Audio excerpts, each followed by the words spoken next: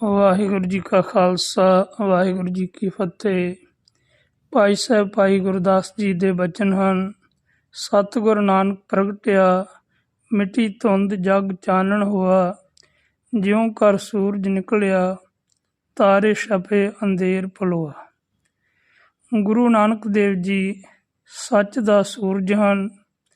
ਭਾਈ ਸਾਹਿਬ ਜੀ ਲਿਖਦੇ ਹਨ, ਬਾਬੇ ਤਾਰੇ ਚਾਰ ਚੱਕ, ਨੌ ਖੰਡ ਪ੍ਰਿਥਵੀ ਸੱਚਾ ਢੋਆ। ਗੁਰਮੁਖ ਕਾਲ ਵਿੱਚ ਪ੍ਰਗਟ ਹੋਆ। ਜਾਂ ਫਿਰ ਭਾਈ ਸਾਹਿਬ ਜੀ ਲਿਖਦੇ ਹਨ, ਕੱਲ ਤਾਰਨ ਗੁਰੂ ਨਾਨਕ ਆਇਆ। ਗੁਰੂ ਨਾਨਕ ਦੇਵ ਜੀ ਦਾ ਪ੍ਰਕਾਸ਼ 15 ਅਪ੍ਰੈਲ ਸੰਨ 1469 ਨੂੰ ਰਾਏ ਭੋਏ ਦੀ ਤਲਵੰਡੀ, ਜੋ ਕਿ ਹੁਣ ਪਾਕਿਸਤਾਨ ਦੇ ਵਿੱਚ ਹੈ, ਜ਼ਿਲ੍ਹਾ ਸ਼ੇਖੂਪੁਰ ਦੇ ਪਿਤਾ ਮਹਿਤਾ ਕਲਿਆਣ ਦਾਸ ਅਤੇ ਮਾਤਾ ਤ੍ਰਿਪਤਾ ਜੀ ਦੇ ਗ੍ਰਹਿ ਵਿਖੇ ਹੋਇਆ। ਪਿਤਾ ਮਹਿਤਾ ਕਲਿਆਣ ਦਾਸ ਜੀ ਇਲਾਕੇ ਦੇ ਜਗੀਰਦਾਰ ਰਾਏ ਬਲਵਾਰ ਦੇ ਪਟਵਾਰੀ ਸਨ। ਗੁਰੂ ਜੀ ਨੂੰ ਪਿਤਾ ਨੇ ਬਚਪਨ ਦੇ ਵਿੱਚ ਵਿੱਦਿਆ ਦਿਵਾਈ, ਵਿੱਦਿਆ ਦਾ ਚੰਗਾ ਪ੍ਰਬੰਧ ਕੀਤਾ। ਗੁਰੂ ਜੀ ਨੇ ਜਲਦੀ ਹੀ ਹਿੰਦੀ, ਫਾਰਸੀ, ਸੰਸਕ੍ਰਿਤ ਆਦਿਕ ਭਾਸ਼ਾਵਾਂ ਦੀ ਜਾਣਕਾਰੀ ਪ੍ਰਾਪਤ ਕਰ ਲਈ। ਆਪ ਆਪਣੇ ਅਧਿਆਪਕਾਂ ਦੇ ਨਾਲ ਕਈ ਵਾਰ ਅਜਿਹੇ ਸਵਾਲ ਕਰਦੇ ਸਨ ਕਿ ਅਧਿਆਪਕ ਜਿਹੜੇ ਹਨ ਉਹਨਾਂ ਕੋਲ ਕੋਈ ਜਵਾਬ ਨਹੀਂ ਸੀ ਹੁੰਦਾ, ਅਤੇ ਗੁਰੂ ਨਾਨਕ ਦੇਵ ਜੀ ਦੀ ਰੋਸ਼ਨ ਦਿਮਾਗੀ ਦੇ ਅੱਗੇ ਅਧਿਆਪਕ ਜਿਹੜੇ ਸਨ ਸਿਰ ਝੁਕਾ ਦਿੰਦੇ ਸਨ। ਗੁਰੂ ਨਾਨਕ ਦੇਵ ਜੀ ਨੇ 9 ਸਾਲ ਦੀ ਉਮਰ ਦੇ ਵਿੱਚ ਜਨੇਊ ਪਾਉਣ ਤੋਂ ਇਨਕਾਰ ਕਰ ਦਿੱਤਾ ਅਤੇ ਪੰਡਤ ਨੂੰ ਸਮਝਾਇਆ ਕਿ ਇਹ ਜੋ ਧਾਗੇ ਦਾ ਜਨੇਊ ਹੈ, ਇਸ ਦਾ ਆਤਮਾ ਨੂੰ ਕੋਈ ਲਾਭ ਨਹੀਂ। ਇਹ ਗਲ ਜਾਂਦਾ ਹੈ, ਸੜ ਜਾਂਦਾ ਹੈ ਅਤੇ ਇੱਥੇ ਹੀ ਸੰਸਾਰ ਦੇ ਵਿੱਚ ਹੀ ਰਹਿ ਜਾਂਦਾ ਹੈ। ਇਸ ਕਰਕੇ ਮੈਨੂੰ ਉਹ ਜਨੇਊ ਪਹਿਨਾਓ ਜਿਹੜਾ ਪਰਮਾਤਮਾ ਦੇ ਦਰਬਾਰ ਵਿੱਚ ਪ੍ਰਵਾਨ ਚੜ੍ਹੇ। ਪੰਡਤ ਲਾਜਵਾਬ ਹੋ ਗਿਆ ਅਤੇ ਗੁਰੂ ਨਾਨਕ ਦੇਵ ਜੀ ਨੇ ਉਸ ਨੂੰ ਉਹ ਜਨੇਊ ਦੇ ਬਾਰੇ ਵਿੱਚ ਗਿਆਨ ਕਰਵਾਇਆ। ਦਇਆ ਕਪਾਹ ਸੰਤੋਖ ਸੂਤ ਜਤ ਗੰਢੀ ਸਤ ਵਟ, ਇਹ ਜਨੇਊ ਜੀ ਕਾ ਹੈ ਹੀ ਤਾਂ ਪਾਂਡੇ ਘਤ। ਇਸ ਤੋਂ ਇਲਾਵਾ ਗੁਰੂ ਨਾਨਕ ਦੇਵ ਜੀ ਨੇ ਬਚਪਨ ਦੇ ਵਿੱਚ ਮੱਝਾਂ ਗਾਵਾਂ ਚਾਰੀਆਂ ਅਤੇ ਘਰ ਦਾ ਕੰਮ ਕਾਜ ਦੇ ਵਿੱਚ ਵੀ ਉਹਨਾਂ ਨੇ ਵੱਧ ਚੜ੍ਹ ਕੇ ਹਿੱਸਾ ਲਿਆ। 18 ਸਾਲ ਦੀ ਉਮਰ ਦੇ ਵਿੱਚ ਗੁਰੂ ਨਾਨਕ ਦੇਵ ਜੀ ਦਾ ਵਿਆਹ ਸੁਲੱਖਣੀ ਜੀ ਦੇ ਨਾਲ, ਜੋ ਕਿ ਬਟਾਲੇ ਦੇ ਰਹਿਣ ਵਾਲੇ ਮੂਲ ਚੰਦ ਦੀ ਸਪੁੱਤਰੀ ਸੀ, ਉਹਨਾਂ ਦੇ ਨਾਲ ਹੋਇਆ। ਗੁਰੂ ਨਾਨਕ ਦੇਵ ਜੀ ਦੇ ਗ੍ਰਹਿ ਵਿਖੇ 2 ਸਪੁੱਤਰ ਬਾਬਾ ਸ੍ਰੀ ਚੰਦ, ਬਾਬਾ ਲਖਮੀ ਦਾਸ ਜੀ ਦੇ ਜਨਮ ਹੋਏ। ਗੁਰੂ ਨਾਨਕ ਦੇਵ ਜੀ ਨੇ ਤਲਵੰਡੀ ਦੇ ਵਿੱਚ ਦੁਕਾਨਦਾਰੀ ਵੀ ਕੀਤੀ। ਇਸ ਤੋਂ ਇਲਾਵਾ ਮੋਦੀਖਾਨੇ ਦੀ ਨੌਕਰੀ ਵੀ ਕੀਤੀ। ਬੁਢੇਪੇ ਵਿੱਚ ਕਰਤਾਰਪੁਰ ਦੇ ਵਿੱਚ ਕਿਰਸਾਨੀ ਖੇਤੀਬਾੜੀ ਵੀ ਕੀਤੀ। ਗੁਰੂ ਨਾਨਕ ਦੇਵ ਜੀ ਨੇ ਜਦੋਂ ਜਵਾਨੀ ਦੇ ਵਿੱਚ ਪੈਰ ਰੱਖਿਆ ਅਤੇ ਉਹਨਾਂ ਨੂੰ ਇੱਕ ਸਾਥੀ ਮਿਲਿਆ ਜਿਸ ਦਾ ਨਾਮ ਸੀ ਦਾਨਾ, ਜਿਹੜਾ ਗੁਰੂ ਨਾਨਕ ਦੇਵ ਜੀ ਦੇ ਨਾਲੋਂ ਉਮਰ ਦੇ ਵਿੱਚ 10 ਸਾਲ ਵੱਡਾ ਸੀ। ਅਤੇ ਗੁਰੂ ਨਾਨਕ ਦੇਵ ਜੀ ਇਸ ਭਾਲ ਦੇ ਵਿੱਚ ਸਨ ਕਿ ਕੋਈ ਰਾਗਾਂ ਦਾ ਜਾਣਕਾਰ ਮਿਲੇ, ਅਤੇ ਤਲਵੰਡੀ ਦੇ ਹੀ ਰਹਿਣ ਵਾਲੇ ਮਿਰਾਸੀ ਮੀਰ ਬਾਦਰੇ ਦਾ ਸਪੁੱਤਰ ਦਾਨਾ ਸੀ, ਜੋ ਰਾਗ ਵਿਦਿਆ ਦਾ ਜਾਣਕਾਰ ਅਤੇ ਉਸਨੂੰ ਰਾਗ ਵਿਦਿਆ ਦਾ ਬਹੁਤ ਸ਼ੌਕ ਸੀ। ਉਸ ਨੂੰ ਰਬਾਬ ਵਜਾਉਂਦੇ ਦੇਖ ਕੇ ਗੁਰੂ ਨਾਨਕ ਦੇਵ ਜੀ ਨੇ ਉਸ ਦੇ ਨਾਲ ਵਿਚਾਰ ਕੀਤੀ ਕਿ ਜੇਕਰ ਸ਼ਬਦ ਪਾਏ ਕੇ ਰਾਗ ਗਾਵਿਆਂ ਕਰੇ ਅਤੇ ਚੱਲ ਤੇਰਾ ਦੀਨ ਦੁਨੀ ਦੇ ਵਿੱਚ ਉਧਾਰ ਕਰੀਏ। ਮਰਦਾਨਾ ਜੀ ਰਾਜੀ ਹੋ ਗਏ ਅਤੇ ਗੁਰੂ ਨਾਨਕ ਦੇਵ ਜੀ ਨੇ ਉਸ ਨੂੰ ਦਾਨੇ ਤੋਂ ਮਰਦਾਨਾ ਬਣਾ ਦਿੱਤਾ ਅਤੇ ਉਸ ਨੂੰ ਆਪਣੇ ਭਾਈ ਦਾ ਖਿਤਾਬ, ਸਤਿਕਾਰ, ਆਦਰ ਮਾਣ ਬਖਸ਼ਿਆ। ਅਤੇ ਸਭ ਤੋਂ ਵੱਧ ਗੁਰੂ ਨਾਨਕ ਦੇਵ ਜੀ ਦੀ ਸੰਗਤ ਮਾਨਣ ਦਾ ਸੁਭਾਗ ਵੀ ਭਾਈ ਮਰਦਾਨਾ ਜੀ ਨੂੰ ਪ੍ਰਾਪਤ ਹੋਇਆ। ਉਹ ਅਖੀਰਲੇ ਸਵਾਸਾਂ ਤੱਕ ਗੁਰੂ ਨਾਨਕ ਦੇਵ ਜੀ ਦੇ ਚਰਨਾਂ ਵਿੱਚ ਰਹਿ ਕੇ ਕੀਰਤਨ ਕਰਦੇ ਰਹੇ। 35 ਸਾਲ ਦੀ ਉਮਰ ਦੇ ਵਿੱਚ ਗੁਰੂ ਨਾਨਕ ਦੇਵ ਜੀ ਆਪਣੀ ਭੈਣ ਬੀਬੀ ਨਾਨਕੀ ਜੀ ਦੇ ਕੋਲ ਸੁਲਤਾਨਪੁਰ ਚਲੇ ਗਏ।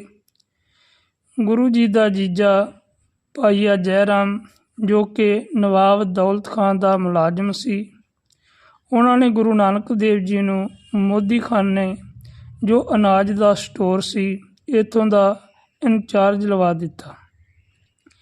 ਗੁਰੂ ਨਾਨਕ ਦੇਵ ਜੀ ਨੇ ਇਸ ਨੌਕਰੀ ਦੌਰਾਨ ਜੋ ਵੀ ਉਹਨਾਂ ਨੂੰ ਵਟਕ ਹੁੰਦੀ, ਉਸ ਦੇ ਨਾਲ ਉਹ ਗਰੀਬਾਂ ਅਤੇ ਲੋੜਵੰਦਾਂ ਦੀ ਮਦਦ ਕਰਦੇ। ਇੱਥੇ ਰਹਿੰਦਿਆਂ ਹੋਇਆਂ ਹੀ ਗੁਰੂ ਨਾਨਕ ਦੇਵ ਜੀ ਨੇ ਬਈ ਨਦੀ ਵਿੱਚ ਚੋਬੀ ਮਾਰੀ ਸੀ ਅਤੇ ਬਾਹਰ ਆ ਕੇ ਨਾਅਰਾ ਲਗਾਇਆ ਸੀ, ਨਾ ਕੋ ਹਿੰਦੂ ਨਾ ਮੁਸਲਮਾਨ। ਇੱਥੇ ਹੀ ਗੁਰੂ ਨਾਨਕ ਦੇਵ ਜੀ ਸੁਲਤਾਨਪੁਰ ਦੀ ਮਸਜਿਦ ਵਿੱਚ ਜਾਂਦੇ ਹਨ ਅਤੇ ਗਿਆਨ ਕਰਵਾਉਂਦੇ ਹਨ ਕਿ ਜਦੋਂ ਅਸੀਂ ਅਰਦਾਸ ਕਰਦੇ ਹਾਂ, ਬੇਨਤੀ ਕਰਦੇ ਹਾਂ ਪਰਮਾਤਮਾ ਦੇ ਚਰਨਾਂ ਵਿੱਚ, ਤਦੋਂ ਮਨ ਵੀ ਉਸ ਬੇਨਤੀ ਦੇ ਵਿੱਚ ਜੁੜਿਆ ਹੋਣਾ ਚਾਹੀਦਾ ਹੈ। ਕਾਜੀ ਨੂੰ ਔਰ ਨਵਾਬ ਨੂੰ ਸਤਿਗੁਰੂ ਜੀ ਨੇ ਸੱਚੀ ਨਮਾਜ਼ ਅਤੇ ਸੱਚੀ ਤਰ੍ਹਾਂ ਨਮਾਜ਼ ਦੇ ਵਿੱਚ ਜੁੜਨ ਦੀ ਸਿੱਖਿਆ ਦਿੱਤੀ। ਇੱਥੋਂ ਹੀ ਸਤਿਗੁਰੂ ਜੀ ਨੇ ਫਿਰ ਆਪਣੇ ਪ੍ਰਚਾਰਕ ਸਫ਼ਰ ਦਾ ਜਿਹੜਾ ਸੀ, ਪ੍ਰਚਾਰਕ ਦੌਰਿਆਂ ਦਾ ਪ੍ਰੋਗਰਾਮ ਬਣਾਇਆ, ਜਿਸ ਨੂੰ ਭਾਈ ਗੁਰਦਾਸ ਜੀ ਨੇ ਲਿਖਿਆ ਹੈ, ਚੜ੍ਹਿਆ ਸੋਧਣ ਧਰਤ ਲੁਕਾਈ। ਗੁਰੂ ਨਾਨਕ ਦੇਵ ਜੀ ਸੁਲਤਾਨਪੁਰ ਤੋਂ ਚੱਲ ਕੇ ਲਾਹੌਰ ਜਾਂਦੇ ਹਨ ਅਤੇ ਇੱਥੋਂ ਦੇ ਧਨਾੜ ਖੱਤਰੀ ਦੁਨੀ ਚੰਦ, ਜਿਸ ਨੂੰ ਧਨ ਦੌਲਤ ਦਾ ਵਿਖਾਵੇ ਦਾ ਬਹੁਤ ਹੰਕਾਰ ਸੀ, ਉਸ ਨੂੰ ਸਮਝਾਇਆ ਕਿ ਇਸ ਮਾਇਆ ਨੇ ਨਾਲ ਨਹੀਂ ਜਾਣਾ, ਇਸ ਕਰਕੇ ਜਿਤਨੀ ਦੇ ਨਾਲ ਆਪਣਾ ਗੁਜ਼ਾਰਾ ਸੌਖਾ ਹੁੰਦਾ ਹੈ ਓਨੀ ਰੱਖ ਲੈ ਅਤੇ ਬਾਕੀ ਗਰੀਬਾਂ ਅਤੇ ਲੋੜਵੰਦਾਂ ਦੇ ਵਿੱਚ ਵੰਡ ਦੇ। ਉਸ ਨੇ ਇਸੇ ਹੀ ਤਰ੍ਹਾਂ ਕੀਤਾ। ਇੱਥੋਂ ਗੁਰੂ ਨਾਨਕ ਦੇਵ ਜੀ ਆਪਣੇ ਪਿੰਡ ਤਲਵੰਡੀ ਜਾਂਦੇ ਹਨ, ਮਾਤਾ ਪਿਤਾ ਨੂੰ ਮਿਲਦੇ ਹਨ ਅਤੇ ਮਾਤਾ ਪਿਤਾ ਨੂੰ ਆਪਣੇ ਪ੍ਰਚਾਰਕ ਸਫ਼ਰ ਉਦਾਸੀਆਂ ਦੇ ਬਾਰੇ ਵਿੱਚ ਦੱਸਦੇ ਹਨ। ਮਾਤਾ ਪਿਤਾ ਨੇ ਚਿੰਤਾ ਕੀਤੀ, ਪਰ ਸਤਿਗੁਰੂ ਜੀ ਦੇ ਜ਼ਿੰਮੇ ਬਹੁਤ ਵੱਡਾ ਕੰਮ ਸੀ, ਕਿਉਂਕਿ ਸਤਿਗੁਰੂ ਜੀ ਨੂੰ ਸੰਸਾਰ ਦੇ ਵਿੱਚ ਦੀਨ ਦੁਨੀਆ ਦੇ ਉਧਾਰ ਵਾਸਤੇ ਪਰਮਾਤਮਾ ਨੇ ਭੇਜਿਆ ਸੀ। ਕੱਲ ਤਾਰਨ ਗੁਰੂ ਨਾਨਕ ਆਇਆ। ਆਪਣੇ ਮਿਸ਼ਨ ਦੀ ਪੂਰਤੀ ਵਾਸਤੇ ਗੁਰੂ ਨਾਨਕ ਦੇਵ ਜੀ ਨੇ ਇਹ ਯਾਤਰਾ ਆਰੰਭ ਕੀਤੀ। ਇੱਥੋਂ ਸਤਿਗੁਰੂ ਜੀ ਐਮਨਾਬਾਦ ਪਹੁੰਚੇ ਅਤੇ ਐਮਨਾਬਾਦ ਇੱਕ ਗਰੀਬ ਅਤੇ ਕਿਰਤੀ ਭਾਈ ਲਾਲੋ ਦੇ ਗ੍ਰਹਿ ਵਿਖੇ ਗੁਰੂ ਨਾਨਕ ਦੇਵ ਜੀ ਠਹਿਰਦੇ ਹਨ ਅਤੇ ਇੱਥੋਂ ਦੇ ਧਨਾੜ ਮਲਕ ਭਾਗੋ, ਜੋ ਕਿ ਹੇਰਾ ਫੇਰੀਆਂ ਕਰਦਾ ਹੈ, ਰਿਸ਼ਵਤ ਲੈਂਦਾ ਹੈ, ਲੋਕਾਂ ਦਾ ਹੱਕ ਮਾਰਦਾ ਹੈ, ਉਸ ਨੂੰ ਗੁਰੂ ਨਾਨਕ ਦੇਵ ਜੀ ਨੇ ਗਿਆਨ ਕਰਵਾਇਆ ਅਤੇ ਸਮਝਾਇਆ ਕਿ ਰਿਸ਼ਵਤ ਲੈਣੀ ਜਾਂ ਹੇਰਾ ਫੇਰੀ ਕਰਨੀ, ਗਰੀਬ ਦਾ ਹੱਕ ਮਾਰਨਾ ਖੂਨ ਪੀਣ ਦੇ ਬਰਾਬਰ ਹੈ। ਇੱਥੋਂ ਚੱਲ ਕੇ ਗੁਰੂ ਨਾਨਕ ਦੇਵ ਜੀ ਯੂਪੀ ਦੇ ਹਰਿਦੁਆਰ ਪਹੁੰਚਦੇ ਹਨ ਅਤੇ ਇੱਥੇ ਲੋਕਾਂ ਨੂੰ ਗਿਆਨ ਕਰਵਾਉਂਦੇ ਹਨ ਕਿ ਸੂਰਜ ਤੋਂ ਅਗਾਂਹ ਪਿੱਤਰ ਲੋਕ ਨਾਮ ਦੀ ਕੋਈ ਨਗਰੀ ਨਹੀਂ ਹੈ ਅਤੇ ਨਾ ਹੀ ਉੱਥੇ ਤੁਹਾਡਾ ਸੁੱਟਿਆ ਹੋਇਆ ਪਾਣੀ ਪਹੁੰਚਦਾ ਹੈ। ਇੱਥੋਂ ਗੁਰੂ ਨਾਨਕ ਦੇਵ ਜੀ ਕੋਟ ਦੁਆਰ ਪਹੁੰਚਦੇ ਹਨ, ਜਿੱਥੇ ਲੋਕੀ ਮੂਰਤੀਆਂ ਦੀ ਪੂਜਾ ਕਰਦੇ ਹਨ, ਵਰਾਹ ਦੇਵਤੇ ਦੀ ਪੂਜਾ ਕਰਦੇ ਹਨ। ਸਤਿਗੁਰੂ ਜੀ ਨੇ ਇੱਕ ਅਕਾਲ ਪੁਰਖ ਦੇ ਸਿਮਰਨ ਦਾ ਉਪਦੇਸ਼ ਦਿੱਤਾ। ਇੱਥੋਂ ਚੱਲ ਕੇ ਸਤਿਗੁਰੂ ਜੀ ਅਲਮੋੜੇ ਪਹੁੰਚਦੇ ਹਨ। ਇੱਥੇ ਚੰਡੀ ਦੇਵੀ ਦੀ ਭੇਟਾ ਵਾਸਤੇ ਮਨੁੱਖਾਂ ਦੀ ਬਲੀ ਦਿੱਤੀ ਜਾਂਦੀ ਹੈ। ਸਤਿਗੁਰੂ ਜੀ ਨੇ ਸਮਝਾਇਆ ਕਿ ਮਨੁੱਖਾਂ ਦੀ ਬਲੀ ਦੇਣਾ ਮੂਰਤੀਆਂ ਦੇ ਅੱਗੇ ਪਾਪ ਕਰਮ ਹੈ, ਇਸ ਕਰਕੇ ਇੱਕ ਅਕਾਲ ਪੁਰਖ ਦੀ ਪੂਜਾ ਭਗਤੀ ਕਰਨੀ ਚਾਹੀਦੀ ਹੈ। ਇੱਥੋਂ ਚੱਲ ਕੇ ਗੁਰੂ ਨਾਨਕ ਦੇਵ ਜੀ ਗੋਰਖਮਤੇ ਪਹੁੰਚੇ। ਇੱਥੇ ਜੋਗੀਆਂ ਦੇ ਨਾਲ ਸਤਿਗੁਰੂ ਜੀ ਦੀ ਵਿਚਾਰ ਚਰਚਾ ਹੋਈ ਅਤੇ ਸਤਿਗੁਰੂ ਜੀ ਨੇ ਉਹਨਾਂ ਨੂੰ ਸਮਝਾਇਆ, ਜੋਗ ਨਾ ਖਿੰਥਾ ਜੋਗ ਨਾ ਡੰਡੈ ਜੋਗ ਨਾ ਭਸਮ ਚੜਾਈਏ, ਜੋਗ ਨਾ ਮੁੰਦੀ ਮੂੰਡ ਮੁੰਡਾਇਐ ਜੋਗ ਨਾ ਸਿੰਘੀ ਵਾਈਏ, ਅੰਜਨ ਮਾਹੇ ਨਿਰੰਜਨ ਰਹੀਏ ਜੋਗ ਜੁਗਤ ਇਵ ਪਾਈਏ। ਸੋ ਇੱਥੇ ਬਹੁਤ ਸਾਰੇ ਜੋਗੀ ਅਤੇ ਲੋਕ ਜਿਹੜੇ ਸਨ, ਗੁਰੂ ਨਾਨਕ ਦੇਵ ਜੀ ਦੀ ਸਿੱਖੀ ਤੋਂ ਪ੍ਰਭਾਵਿਤ ਹੋ ਕੇ ਗੁਰੂ ਨਾਨਕ ਦੇਵ ਜੀ ਦੇ ਸਿੱਖ ਬਣੇ ਅਤੇ ਇਸ ਅਸਥਾਨ ਦਾ ਨਾਮ ਗੋਰਖਮਤੇ ਤੋਂ ਨਾਨਕ ਮਤਾ ਪੈ ਗਿਆ। ਇੱਥੋਂ ਚੱਲ ਕੇ ਸਤਿਗੁਰੂ ਜੀ ਪ੍ਰਯਾਗਰਾਜ ਪਹੁੰਚਦੇ ਹਨ, ਜਿਸ ਨੂੰ ਤਰਵੇਣੀ ਵੀ ਕਿਹਾ ਜਾਂਦਾ ਹੈ, ਤੇ ਮਾਘ ਦੀ ਸੰਗਰਾਂਦ 'ਤੇ ਇੱਥੇ ਬਹੁਤ ਭਾਰੀ ਮੇਲਾ ਵੀ ਲੱਗਦਾ ਹੈ। ਗੁਰੂ ਨਾਨਕ ਦੇਵ ਜੀ ਨੇ ਇੱਥੇ ਲੋਕਾਂ ਨੂੰ ਸਮਝਾਇਆ, ਕਿਉਂਕਿ ਇੱਥੇ 3 ਨਦੀਆਂ ਦਾ ਸੰਗਮ ਦੱਸਿਆ ਜਾਂਦਾ ਹੈ, ਗੰਗਾ, ਜਮਨਾ, ਸਰਸਵਤੀ। ਇਸ ਕਰਕੇ ਇਸ ਨੂੰ ਤ੍ਰਿਵੇਣੀ ਵੀ ਕਿਹਾ ਜਾਂਦਾ ਹੈ। ਅਤੇ ਸਤਿਗੁਰੂ ਜੀ ਨੇ ਸਮਝਾਇਆ ਕਿ ਤੀਰਥਾਂ ਦਾ ਇਸ਼ਨਾਨ ਜਿਹੜਾ ਹੈ ਸਰੀਰ ਦੀ ਮੈਲ ਉਤਾਰਦਾ ਹੈ, ਮਨ ਦੀ ਮੈਲ ਨਹੀਂ ਉਤਾਰਦਾ। ਇਸ ਕਰਕੇ ਮਨ ਦੀ ਮੈਲ ਉਤਾਰਨ ਵਾਸਤੇ ਪਰਮਾਤਮਾ ਦੀ ਸਿਫਤ ਸਲਾਹ ਕਰਨੀ ਚਾਹੀਦੀ ਹੈ। ਅਤੇ ਸਤਿਗੁਰੂ ਜੀ ਨੇ ਉਪਦੇਸ਼ ਦਿੱਤਾ, ਤੀਰਥ ਨਾਵਣ ਜਾਉ, ਤੀਰਥ ਨਾਮ ਹੈ, ਤੀਰਥ ਸ਼ਬਦ ਵਿਚਾਰ ਅੰਤਰ ਗਿਆਨ ਹੈ। ਇੱਥੇ ਇੱਕ ਬੋਹੜ ਦਾ ਦਰਖਤ ਸੀ, ਜਿਸ ਦੇ ਬਾਰੇ ਵਿੱਚ ਪੰਡਤਾਂ ਨੇ ਇਹ ਪ੍ਰਚਾਰਿਆ ਹੋਇਆ ਸੀ ਕਿ ਜਿਹੜਾ ਆਪਣਾ ਸਭ ਕੁਝ ਦਾਨ ਬ੍ਰਾਹਮਣਾਂ ਨੂੰ ਕਰਕੇ ਤੇ ਇਸ ਦਰਖਤ ਤੋਂ ਡਿੱਗ ਕੇ ਮਰ ਜਾਵੇ, ਉਸ ਨੂੰ ਮੁਕਤੀ ਮਿਲੇਗੀ। ਸਤਿਗੁਰੂ ਜੀ ਨੇ ਲੋਕਾਂ ਨੂੰ ਸਮਝਾਇਆ ਕਿ ਇਹ ਕਰਮ ਜਿਹੜਾ ਹੈ ਪੰਡਿਆਂ ਨੇ ਆਪਣੇ ਫਾਇਦੇ ਵਾਸਤੇ ਜਾਂ ਆਪਣੇ ਹਲਵੇ ਮੰਡੇ ਵਾਸਤੇ ਇਹ ਪ੍ਰਚਲਿਤ ਕੀਤਾ ਹੋਇਆ ਹੈ, ਅਜਿਹਾ ਨਹੀਂ ਹੁੰਦਾ। ਇਸੇ ਹੀ ਬੋਹੜ ਦੇ ਦਰਖਤ ਬਾਰੇ ਇਹ ਵੀ ਮਿਲਦਾ ਹੈ ਕਿ ਜਹਾਂਗੀਰ ਬਾਦਸ਼ਾਹ ਨੇ ਇਸ ਨੂੰ ਕਟਵਾ ਦਿੱਤਾ ਸੀ। ਇੱਥੋਂ ਚੱਲ ਕੇ ਸਤਿਗੁਰੂ ਜੀ ਬਨਾਰਸ ਪਹੁੰਚਦੇ ਹਨ, ਅਤੇ ਬਨਾਰਸ ਪਹੁੰਚ ਕੇ ਇੱਥੇ ਵੀ ਇੱਕ ਆਰਾ ਲੱਗਿਆ ਹੋਇਆ ਹੈ, ਅਤੇ ਜਿਸ ਆਰੇ ਦੇ ਬਾਰੇ ਵਿੱਚ ਇਹ ਗੱਲ ਕਹੀ ਜਾਂਦੀ ਹੈ ਕਿ ਜਿਹੜਾ ਆਪਣਾ ਸਭ ਕੁਝ ਪੰਡਤਾਂ ਨੂੰ ਦਾਨ ਕਰਕੇ ਆਪਣੇ ਸਰੀਰ ਨੂੰ ਆਰੇ ਦੇ ਨਾਲ ਕਟਵਾ ਲਵੇਗਾ, ਉਸ ਨੂੰ ਸਵਰਗ ਦੀ ਪ੍ਰਾਪਤੀ ਹੋਵੇਗੀ। ਸਤਿਗੁਰੂ ਜੀ ਨੇ ਲੋਕਾਂ ਨੂੰ ਅਜਿਹੇ ਕਰਮਾਂ ਤੋਂ ਵਰਜਿਆ ਅਤੇ ਇੱਕ ਪਰਮਾਤਮਾ ਦੀ ਪ੍ਰੇਮਾ ਭਗਤੀ ਵਾਲੇ ਪਾਸੇ ਜੋੜਿਆ। ਸਤਿਗੁਰੂ ਜੀ ਬਨਾਰਸ ਤੋਂ ਚੱਲ ਕੇ ਅਤੇ ਇੱਥੇ ਪੰਡਤ ਚਤੁਰਦਾਸ ਦੇ ਨਾਲ ਵੀ ਗੁਰੂ ਨਾਨਕ ਦੇਵ ਜੀ ਦੀ ਵਿਚਾਰ ਚਰਚਾ ਹੁੰਦੀ ਹੈ। ਪੰਡਤ ਚਤੁਰਦਾਸ ਗੁਰੂ ਨਾਨਕ ਦੇਵ ਜੀ ਦੇ ਬਾਰੇ ਵਿੱਚ ਇਹ ਪ੍ਰਚਾਰ ਕਰਦਾ ਹੈ ਕਿ ਗੁਰੂ ਨਾਨਕ ਦੇਵ ਜੀ ਨਕਲੀ ਸਾਧੂ ਹਨ, ਇਹਨਾਂ ਨੇ ਤੁਲਸੀ ਦੀ ਮਾਲਾ ਨਹੀਂ ਪਹਿਨੀ ਹੋਈ। ਸਤਿਗੁਰੂ ਜੀ ਨੇ ਸਮਝਾਇਆ, ਸੁਕਿਰਤ ਕਰਨੀ ਸਾਰ ਜਪ ਮਾਲੀ, ਹਿਰਦੈ ਫੇਰ ਚਲੈ ਤੁਧ ਨਾਲੀ। ਇਸ ਤੋਂ ਇਲਾਵਾ ਸਤਿਗੁਰੂ ਜੀ ਨੇ ਪੰਡਤ ਦੇ ਨਾਲ ਹੋਰ ਵੀ ਕਈ ਵਿਚਾਰਚਾਵਾਂ ਕਰਕੇ ਅਤੇ ਪੰਡਤ ਨੂੰ ਨਿਰੁੱਤਰ ਕੀਤਾ।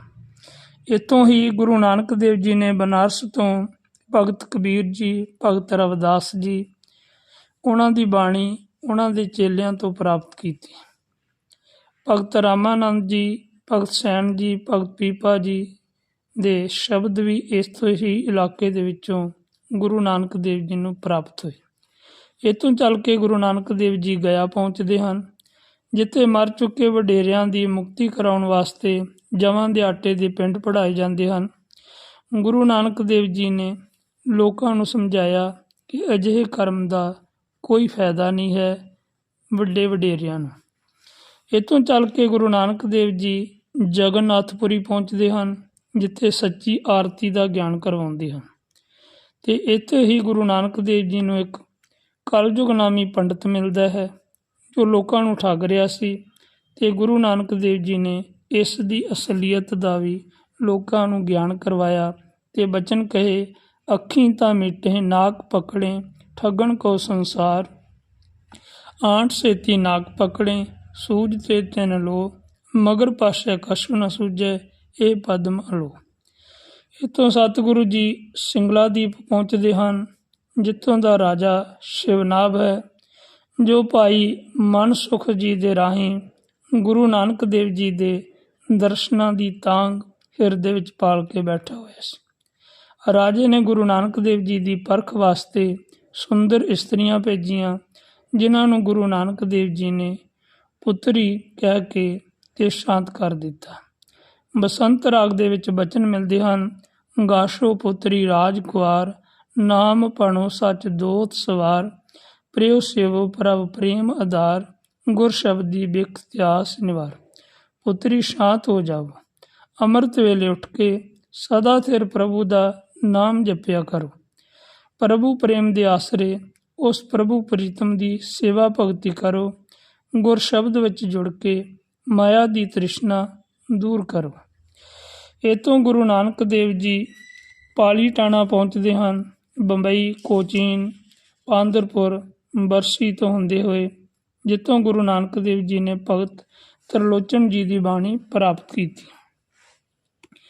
ਥਾਣਾ ਪੰਚਵਟੀ, ਔਰੰਗਾਬਾਦ, ਓਂਕਾਰ ਦੇ ਮੰਦਰ, ਉਜੈਨ, ਮਹਾਕਾਲ ਆਦਿਕ ਤੋਂ ਹੁੰਦੇ ਹੋਏ ਸਤਿਗੁਰੂ ਜੀ ਪਾਲੀਟਾਣਾ ਪਹੁੰਚਦੇ ਹਨ। ਇੱਥੇ ਅਣਬੀ ਨਾਮ ਦਾ ਇੱਕ ਜੈਨੀ ਸਾਧੂ ਹੈ, ਉਸ ਦੇ ਨਾਲ ਵਿਚਾਰ ਚਰਚਾ ਹੁੰਦੀ ਹੈ ਅਤੇ ਸਤਿਗੁਰੂ ਜੀ ਨੇ ਇੱਥੇ ਵੀ ਇੱਕ ਸ਼ਬਦ ਉਚਾਰਨ ਕੀਤਾ ਸੀ। ਪਾਲੀਟਾਣੇ ਤੋਂ ਸਤਿਗੁਰੂ ਜੀ ਸੋਮਨਾਥ ਦੇ ਸ਼ਿਵਲਿੰਗ ਮੰਦਰ ਜਾਂਦੇ ਹਨ ਅਤੇ ਸ਼ਿਵਲਿੰਗ ਦੀ ਪੂਜਾ ਤੋਂ ਲੋਕਾਂ ਨੂੰ ਵਰਜਦੇ ਹਨ। ਇੱਥੋਂ ਚੱਲ ਕੇ ਕ੍ਰਿਸ਼ਨ ਜੀ ਦੀ ਨਗਰੀ ਦੁਆਰਕਾ ਪਹੁੰਚਦੇ ਹਨ। ਸੋ ਇੱਥੇ ਰਣਛੋੜ ਨਾਮ ਦੀ ਮੂਰਤੀ ਬਣੀ ਹੋਈ ਹੈ, ਕਿਉਂਕਿ ਉੱਥੇ ਜਰਾਸੰਧ ਅਤੇ ਕਾਲ ਜਮਨ ਤੋਂ ਹਾਰ ਖਾ ਕੇ ਕ੍ਰਿਸ਼ਨ ਜੀ ਜੰਗ ਦਾ ਮੈਦਾਨ ਛੱਡ ਕੇ ਅਤੇ ਇੱਥੇ ਪਹੁੰਚੇ ਸਨ ਅਤੇ ਇਸ ਅਸਥਾਨ 'ਤੇ ਰਣਛੋੜ ਨਾਮ ਦੀ ਮੂਰਤੀ ਹੈ। ਸਤਿਗੁਰੂ ਜੀ ਨੇ ਸਮਝਾਇਆ ਕਿ ਮੂਰਤੀਆਂ ਦੀ ਪੂਜਾ ਛੱਡ ਕੇ ਪਰਮਾਤਮਾ ਦੀ ਪੂਜਾ ਕਰਨੀ ਚਾਹੀਦੀ ਹੈ। ਇੱਥੋਂ ਚੱਲ ਕੇ ਗੁਰੂ ਨਾਨਕ ਦੇਵ ਜੀ ਕਾਸ਼ ਪਹੁੰਚਦੇ ਹਨ ਅਤੇ ਇੱਥੇ ਵਾਮ ਮਾਰਗੀਆਂ ਦੇ ਨਾਲ ਸਤਿਗੁਰੂ ਜੀ ਵਿਚਾਰ ਚਰਚਾਵਾਂ ਕਰਦੇ ਹਨ ਅਤੇ ਉਹਨਾਂ ਨੂੰ ਗੁਰਮਤਿ ਦਾ ਉਪਦੇਸ਼ ਦ੍ਰਿੜ ਕਰਵਾਉਂਦੇ ਹਨ।